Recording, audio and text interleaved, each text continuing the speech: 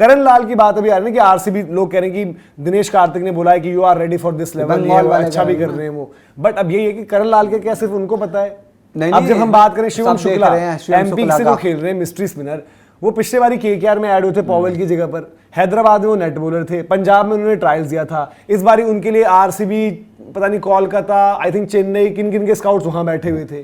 तो जो ये अब आज की तारीख में जो हमारे इंडिया के डोमेस्टिक प्लेयर्स है ना, उनका भी दाम बढ़ा। कार्तिक शर्मा और लगभग हर जगह ट्रायल मैं कह रहा हूं ना, पैसा बढ़ाने वाला भी तो कोई चाहिए। मान के चलो जब भाई कि पहले ग्रीन किसी ने खरीद लिया, ग्रीन केकेआर लेकर चली गई, फिर आए लिविंगस्टन, अब लिविंगस्टन की किसी और को डिमांड नहीं है चेन्नई के अलावा, तो लिविंगस्टन का पैसा ऐसा भी हो सकता है बढ़े ही नहीं ज्यादा, नहीं बट बढ़ाने वाला कोई होगा ही नहीं ना। लिविंगस्टन की डिमांड क्यों नहीं है? लिविंगस्टन के लिए हो सकता है केकेआर भी चली जाए, मजे ले सकती है, मजे ले सकती है। दो प्लेयर लेकर क्या करेंगे? कायदे से देखो, लखनऊ के पास भी तो 22-24 करोड़ का पर्सन है,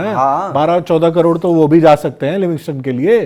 तो 12-14 करोड़ तो खींच दिया ना।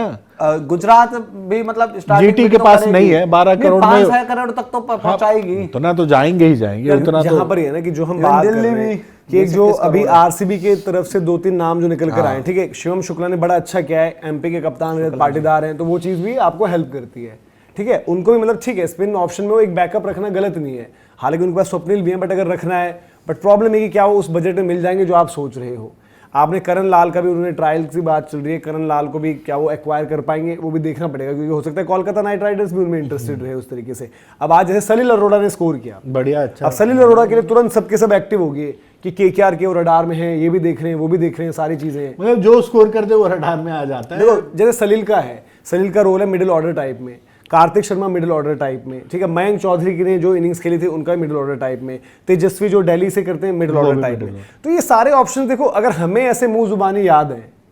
कुमार कुशाग्र तो लकी है कि भाई पिक और खे, अदरवाइज वो भी आ जाते हैं आपके पास ऐसे ऑप्शन, भाई कीपर भी है बीच में। अब काफी टीमों की रिक्वायरमेंट ये है ना कि सपोज एक केकेआर को यार सपोज नहीं मिल पा रहा है कॉम्बिनेशन की, यार ऊपर नहीं मिल पाया जेमी स्मिथ या कोई और ओपनर जो कीपर भी होता, तो आप एक नीचे सलील अरोड़ा को कर दोगे, उनके पास जो ऑप्शन भी पहले रहते थे, लवनीत सिसोदिया रहते थे, तो ये डोमेस्टिक प्लेयर्स पर भी जो है इनको बहुत ज्यादा जो है देखना पड़ेगा कि बजट वाइज, ऐसा नहीं कि सबको आप बेस प्राइस पर ही उठा रहे होंगे, क्योंकि उनके लिए भी फाइट होगी एक अच्छी, चाहे वो स्पिन के ऑप्शंस हैं, जो अच्छे ऑप्शन है वो तो जाएंगे, हाँ, उनके लिए टीमें जाएंगी। और जिस तरह से मतलब भाई ठीक है, आज से पहले या पिछले ऑक्शंस में आप इस तरह के नहीं देखते थे कि डोमेस्टिक क्रिकेटर्स की इतनी बात हो रही थी, बट इस बार मुझे लगता है कि ज्यादा ही हाईलाइट हो रहे हैं, क्योंकि रिक्वायरमेंट्स हुए ना। देखो जो हम कह रहे हैं कि ओवरसीज का भी स्लॉट, ओवरसीज से ज्यादा तो आपको क्या चाहिए, इंडियन प्लेयर्स चाहिए। इंडियन प्लेयर्स में आप देखो कैप्ड के मुकाबले अनकैप्ड तो ज्यादा ही होने थे, बट जो जितने नंबर्स में हैं आप देखो हर एक टीम में जो इंडिया खेलने वाला बंदा भी, जो इंडिया की मतलब इंडिया रिसेंट जो खेल रहा हो तो सब एक्वायर्ड ही है ना, कोई का, और जो हैं भी कैप्ड वो मतलब वही है कि जिनकी अभी जगह नहीं है टीम में, चाहे वो रवि बिश्नोई हो जाए, चाहे वो वेंकटेश अय्यर हो जाए, दीपक हुड्डा, बाकी के भी जो नाम है अलग अलग, कभी कोई मौका मिला है नहीं मिला है, इन सबको देखते हुए आपको ये उनके लिए भी स्ट्रेटेजी बढ़िया बनानी पड़ेगी। जो मॉक ऑक्शन आपके रहेंगे वहां पर आपको देखना पड़ेगा कि भाई कैसे किसको टारगेट करना है। फास्ट बॉलिंग ग्रुप,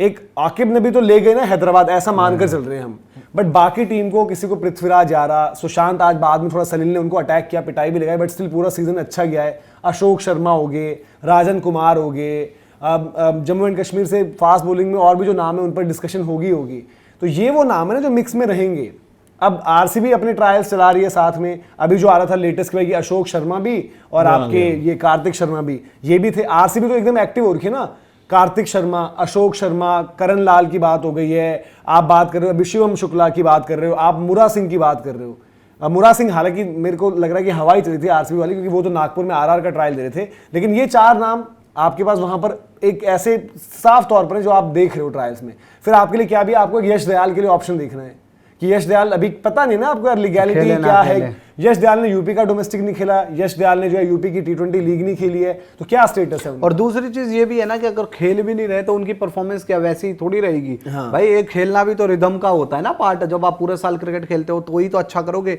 अब यश दयाल कोई वो तो है नहीं कि जी पूरे साल बैठे रहेंगे घर में और जाते ही मतलब आईपीएल में फिर से वही परफॉर्मेंस आ जाएगी। हाँ। तो मैं परफॉर्मेंस वाइज भी गिन रहा हूँ कि अगर बाई चांस खेल भी लिए तो वो फॉर्म नहीं रहेगी, रिदम नहीं रहेगी, नहीं अवेलेबिलिटी हो जाएगी तो फिर ट्रेनिंग कैंप जब लगेगी तब ज्वाइन कर लेते हैं। इवन ये भी है ना कि जो हम ये कैटेगरीज में बात कर रहे हैं कि भाई लिविंगस्टन हो गए, कैमरन, बाकी के ऑलराउंडर्स उस लेवल के नहीं अनकैप्ड, वैसे पॉट गीटर को लेकर, फॉरेस्टर को लेकर, जैक एडवर्ड्स को लेकर, इन लोगों को लेकर भी बहुत ऑलरेडी माहौल है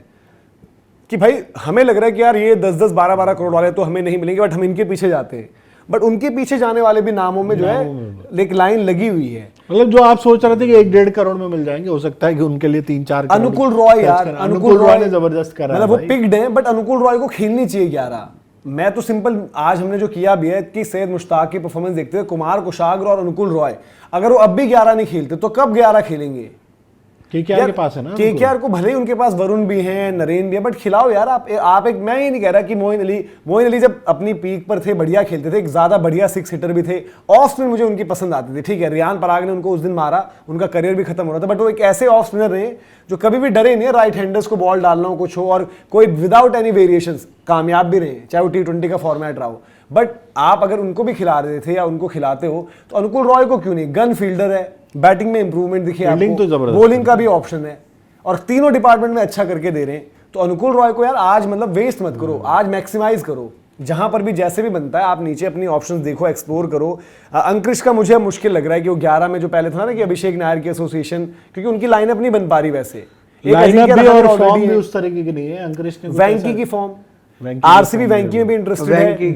दिल्ली में बात चल रही है वैंकी को लेकर, बट वैंकी की आज भी आप देखो यार वैंकी खेले ही फिर उस जगह पर ना, अब उनको बट वैंकी का मैंने ये नोटिस किया, वैंकी का सैयद मुश्ताक कभी उस तरीके से नहीं आता वैसा। आईपीएल तो तगड़ा तगड़ा यार वैंकी में क्या है ना कि वैंकी अभी इस टाइम पर सेफ प्लेयर के भी तौर पर है भाई, एक इंडियन प्लेयर ओपन भी कर लेगा, 3 भी खेल सकता है, जिसके साथ आपको मतलब 4-5 साल का भरोसा भी दिख रहा है कि किस से वो अच्छा कर रहा है। ठीक है, वो पिछला सीजन खराब रहा और उससे बढ़िया फिर आप या तो आजकल के लड़कों पे जाओगे जो अच्छा कर रहे हैं डोमेस्टिक क्रिकेट में, पर वो रहेंगे तो फ्रेशर ही ना भाई, तो फ्रेशर से अच्छा है कि यार 2-3-4 साल एक्सपीरियंस वाला प्लेयर ही ले आए जिसको कुछ अनुभव ही है।